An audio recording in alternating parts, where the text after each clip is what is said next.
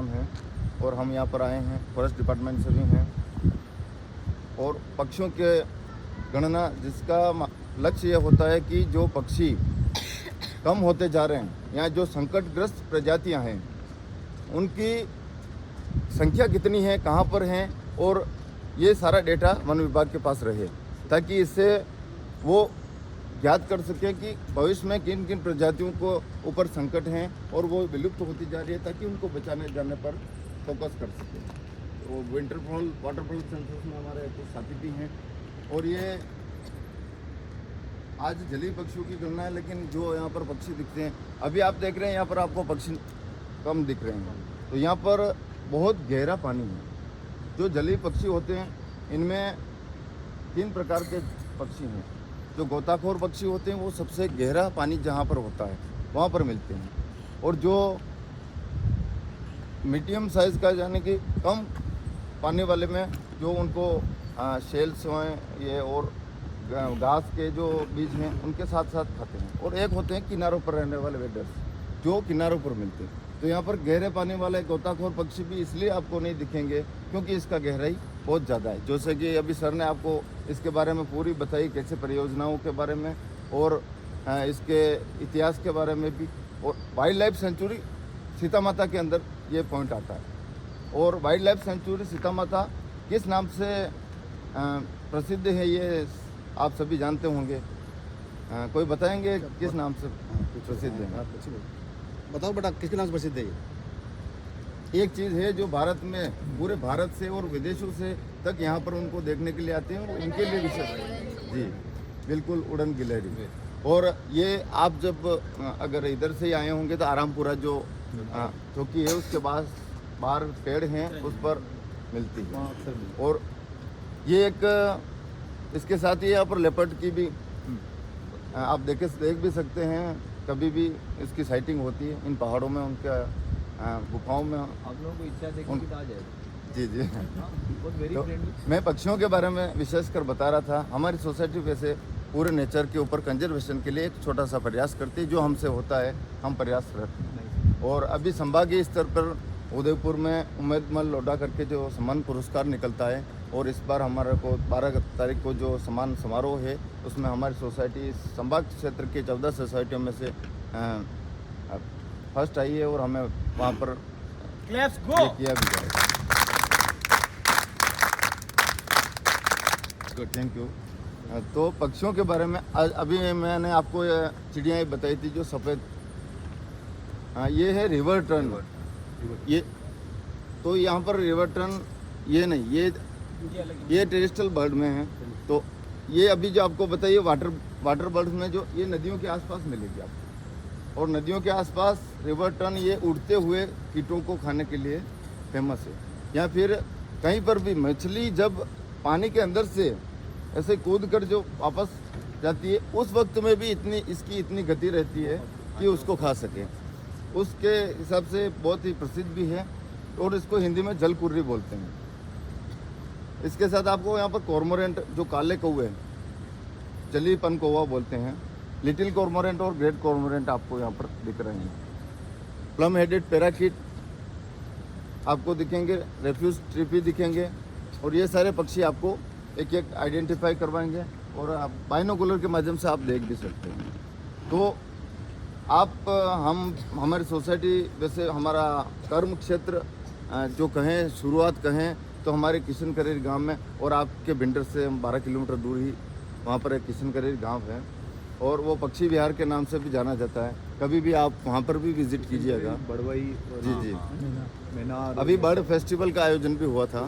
Siberian और ये सारी तो यहाँ वहाँ पर हमारे उस तालाब पर 150 से अधिक प्रजातियाँ तालाब में वाटर बर्ड्स, टेरेस्ट्रियल बर्ड। और अभी जो शीत प्रवासी पक्षियों की अभी गणना करने का सरकार का भी उद्देश्य ये रहता है कि जो शीत प्रवासी पक्षी जो यहाँ पर आते हैं, जो ठंडे प्रदेश हैं वहाँ से माइग्रेट करके अपने यहाँ पर आते हैं, उनके जो झीलें हैं या तो बर्फ में तब्दील हो जाती हैं या उनको भोजन प्राप्त करने में समस्याएं होती, ऐसी स्थिति बन जाती है, तब जाके वो माइग्रेट करके हमारे यहाँ पर आते हैं। ये लगभग अक्टूबर लास्ट से नवंबर फर्स्ट में आना शुरू कर देते हैं, जो लास्ट फरवरी या 1 मार्च तक पुनः निकल जाते हैं।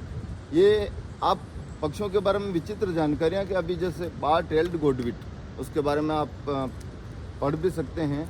और उसका एक रिकॉर्ड बना कि 13,000 किलोमीटर तक कंटिन्यू फ्लाइट करता रहा, जो 9 से 10 दिन तक लगातार उड़ता रहा, बिना रुके, बिना कुछ खाए, बिना कुछ पिए। तो ऐसे बर्ड्स में ऐसी बहुत सारी क्षमताएं होती हैं। हाँ, बार हेडेड गूस जो बाहर से माइग्रेट करके अपने यहाँ पर आते हैं, वो 27,000 फीट की ऊंचाई तक।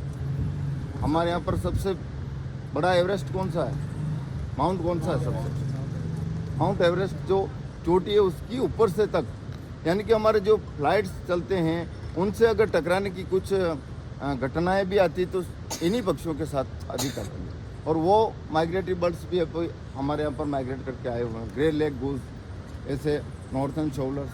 तो ये सारे पक्षी आप यहाँ पर देख सकते हैं। हाँ, लेकिन इसकी वाटर बॉडी काफ़ी बड़ी है। अभी सर ने बताया बहुत बड़ी परियोजना है कि इसका क्षेत्रफल भी काफ़ी अधिक है। और 424 के 23 वर्ग किलोमीटर के क्षेत्र में ये आपका सेंचुरी का भी पूरा, जिसमें यहाँ प्रतापगढ़ से लगाकर छोटी सादड़ी, बड़ी सादड़ी, मानसी, हरियावत तक ये पूरी एक ही कैचमेंट, और इनका कैचमेंट के साथ ये गुजरात में निकलता है पानी पूरा। तो आप पक्षियों के बारे में पढ़ें, और पक्षियों को बारे में मैं जो आपको बताया कि हमारे मानव जीवन में कैसे महत्व रखता है। और अधिकतर हम खेतीहर, हमारे यहाँ पर कृषि प्रधान ही हैं, तो हम खेतीहर लोग हैं, और विशेषकर किसान मित्र होते हैं पक्षी। कैसे होते हैं किसान मित्र? ये बताइए किसानों कोई बता सकता है? बताइए। आपसे संवाद करें ना, बातचीत करने में उद्देश्य क्या है, आपका उद्देश्य क्या है? आप निडर होके बताइए, प्लीज हमको तो क्योंकि बताओ। आज अपन इसी उद्देश्य से आए कुछ हैं। आप सीख के जाओगे, नहीं आएंगे तो बताएंगे आज आपको। ज्योग्राफी से आप हैं तो आपसे भी हम कुछ सीखेंगे और आपको भी कुछ सिखाएंगे, एक दूसरे से सीखेंगे, सिखाएंगे। जो कॉमन सेंस है वही बोलना है, उससे ज्यादा बीच में नहीं, आप बैठ कर बोल दीजिए, कोई बात नहीं। वो किसानों के मित्र बीजों को एक स्थान से दूसरे स्थान हाँ, ये बहुत अच्छा पॉइंट है। जैसे हाँ, बैठ जाइए। बीजों का अभी जो सीड्स डिस्ट्रीब्यूट या बीज प्रकीर्णन जो विधि होती सीड है, का पूरा जो प्रोसेस है ना, वो पूरा प्रोसेस ही वो कंप्लीट करके वो डाल देते ये करते हैं। और साथ ही जो अपने यहाँ पर अभी हम रासायनिक स्प्रे करते हैं, वो इसलिए करते हैं कि बहुत सारे ऐसे कीड़े होते हैं जो हमारी फसलों को बर्बाद करते हैं, लेकिन ये सारे पक्षी उन कीड़ों को खाते हैं। तो ये किसानों के लिए इतने हितैषी होते हैं। आप कहीं पर भी जाएंगे तो ऐसा होने से सिंचाई होते हुए आप देखेंगे तो वहाँ पर लगभग कई सारे ग्रेड्स मिलेंगे आपको। वो सारे क्या खाते हैं?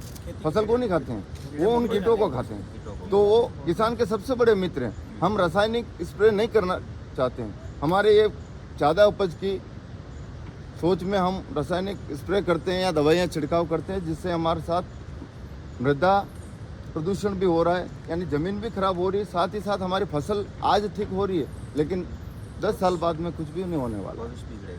जो बेलों से खेत, हमारा कृषि प्रधान देश कहा जाता है जहाँ पर बेलों से खेती की जाती है, बेलों से खेत जोते थे। और जब पहली बार ट्रैक्टर आए तो वो 30 हॉर्स पावर के ऐसे ही थे।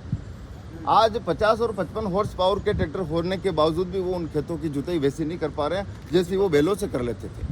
उसका रीज़न यही है कि जो रासायनिक हमने दवाइयाँ और खाद ये सारे दिए हैं, आज जैविक आ गई है, और हम सबको जैविक अपनाना चाहिए। आप भी अपने घर पर कृषि, आप क्योंकि भिंडर के आसपास से हैं तो वहाँ पर खेती हर लोगों से, बहुत परिवारों से आप होंगे, तो उनको भी समझाइए कि हम उसके बारे में हम प्रयास करें, जिससे हमारे पक्षी भी बचेंगे। क्योंकि हमारे रासायनिक से पक्षी भी, उनके ऊपर भी प्रतिकूल प्रभाव पड़ता है। साथ ही ये जो बर्ड्स आते हैं, ये कौन से जलाशयों को चयनित करते हैं, ये सबसे बड़ी बात है। तो आपके आसपास जहाँ कहीं जलाशय हैं, उनकी सुरक्षा सबसे बड़ी चीज़ है। आज हमारे किशनगढ़ी बड़वे का जो आप कह रहे हैं सर, तो जलाशय ऐसे बहुत सारे हैं, लेकिन उन जलाशयों पर वो माइग्रेटरी बर्ड्स क्यों नहीं आते? इसका मुख्य कारण यही है कि एक तो सबसे उनको प्रोटेक्शन, संरक्षण नहीं मिलता है। कहीं पर शिकार होता है, कहीं पर पानी 12 महीने नहीं रहता है, तो कहीं पर वहाँ पर लोकल जो यूनिटी है कोई आगे नहीं आ रही। और हमारे ये जो तालाब जिनके नाम बार बार सुनते हैं, मीनार, जो मीनार उदयपुर में है, किशन करी बड़ोई हमारे चित्तौड़ में है। तो ये सारे तालाब इसीलिए कि उनका वहाँ का लोकल जो संगठन है या लोकल ग्रामीण है वो उसको प्रोटेक्ट कर रहे हैं। तो आप सब भी अपने गाँवों में अगर तालाब हैं तो उसकी जानकारी दें, और उसके साथ में हम वहाँ पर कौन कौन से पक्षी दिखते हैं। अभी हम कुछ बुक्स भी लाए हैं जिनमें दोनों ही पक्षी दिए हुए हैं। आपको जलीय पक्षी भी मिलेंगे और इसके साथ ही आपको स्थलीय पक्षी भी मिलेंगे। तो ये सब आपके लिए ही हैं और आपको दी जाएगी। तो इनसे आपको सीखना है। और लगभग आप स्थलीय पक्षियों को तो ज़्यादा जानते होंगे जो घरों के आसपास आते हैं, लेकिन जलीय पक्षियों को आप नहीं पहचानते हैं, तो उनके बारे में पढ़ें। और अगर इनमें से कोई माइग्रेटरी बर्ड्स आपके तालाब के आस के पास दिखता है, माइग्रेटरी का कैसा पता लगाओगे इसमें आपको, कि जैसे आपको ये बुक है तो इसमें अलग अलग डॉट दिए हुए हैं, हर पक्षी का नाम दिया हुआ है। पक्षी के नाम के साथ में उसको डॉट ग्रीन कलर का, रेड कलर का जो दिया हुआ है, तो ग्रीन कलर का जिसको डॉट लगा हुआ है वो अपना स्थानीय पक्षी है, रेजिडेंस बर्ड है। और उसके साथ जो अगर रेड कलर का है तो इसका मतलब क्या हुआ, वो माइग्रेटरी बर्ड, यानी कि वो बाहर से प्रवास करके अपने यहाँ पर आया हुआ है। तो इनके बारे में आप जानकारी प्राप्त करेंगे। अगर आपके तालाब के आसपास या कहीं पर भी, टेरेस्ट्रियल बर्ड में भी ऐसे ही है, अगर माइग्रेटरी बर्ड आपको दिखते हैं तो ये हमारे लिए अच्छी खबर है कि माइग्रेट करके वो हमारे यहाँ पर आए हुए हैं। तो ये क्षेत्र न केवल किशन करी बड़वाई मीनार ही फेमस है, वो आपका गांव भी हो सकता है, लेकिन आपके गांव की जानकारी नहीं है किसी को। आज हमने हमारे गांव के हर बर्ड्स जब कोई नहीं आती तो हम उसकी फ़ोटो क्लिक करके न्यूज़ में भी देते हैं, साथ ही डिपार्टमेंट को भी सूचित करते हैं। और अपना एक जैसे आपके हाजिरी रजिस्टर होता है स्कूल में, वैसे हमारे यहाँ पर बर्ड रजिस्टर है, जैसे हमारे ये चलाते हैं सचिव साहब। और जो कोई भी सदस्य जाता है, आज मैंने इतने पक्षी देखे, उसको काउंट किया, उसके नाम लिखे और आकर उसकी एंट्री की जाती है। तो इससे क्या होता है कि आप इन पक्षियों को बचाने के ऊपर, पक्षियों के महत्व के ऊपर, इसके ऊपर ज्योग्राफी से हैं, नेचर के ही एक पार्ट है ये सारी चीज़ें। तो हम प्रकृति से जुड़कर जो भी कुछ करें, वृक्षारोपण करें, वो भी पक्षियों के लिए फ़ायदा है।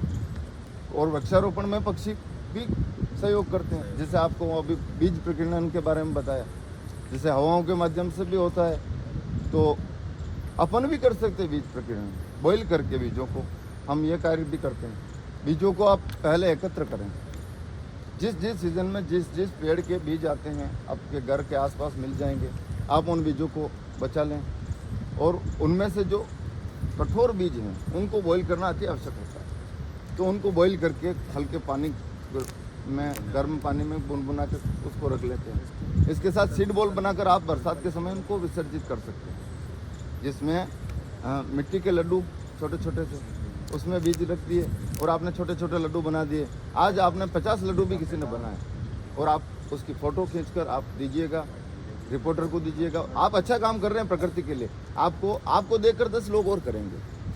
तो ये भी कर सकते हैं, प्रकृति के लिए आप कुछ भी कर सकते हैं, लेकिन हमारा मिशन यही है कि आप कुछ ना कुछ ज़रूर करें। और सबसे बड़ी चीज़ जो यहाँ पर मैंने अभी देखी, और आप अपने खुद के लिए तालियां बजाएंगे, कि कहीं पर भी घूमने जाएं, भ्रमण के लिए जाएं, तो वहाँ पर अपनों को क्या नहीं फैलाना चाहिए, कचरा। और वो मैंने देखा कि आपने यहाँ पर बिल्कुल क्लीन, यहाँ पर नाश्ता भी किया।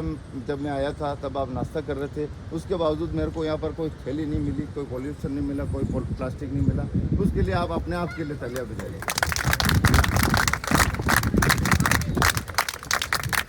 ये सबसे बड़ी चीज़ होती है। आज पॉल्यूशन कहाँ पर फैलता है, जहाँ पर मानवीय हस्तक्षेप होता है, जहाँ आज जंगल है, यहाँ जहाँ प्रकृति की देन है, वहाँ पर सिर्फ मानव नहीं पहुँचा है, वो आज स्वर्ग की तरह है, पूरा स्वर्ग है। लेकिन जहाँ जहाँ मानव पहुँचे हैं, वहाँ वहाँ अपने साथ गंदगी लेके गए। लेकिन आपका ये जो स्कूल है मेरे को बिल्कुल अनुशासित लगा, और आपका जो ये भ्रमण जो आपने ज्योग्राफी के हिसाब से यहाँ पर जो प्रैक्टिकल के रूप में ये जो यात्रा की है, ये इस पॉइंट को चुना है, और आपने जो ये मैसेज दिया स्वच्छता के बारे में, मैं काफ़ी खुश हूँ इसके, कि स्वच्छता का एक बहुत ही अच्छा, हम पुनः आपके लिए तालियां बजाते हैं, और ऐसा ही हमेशा जीवन में रखें। हर्षो हर्षो हर्षो हर्षो हर्षो हर्षो लेट्स गो।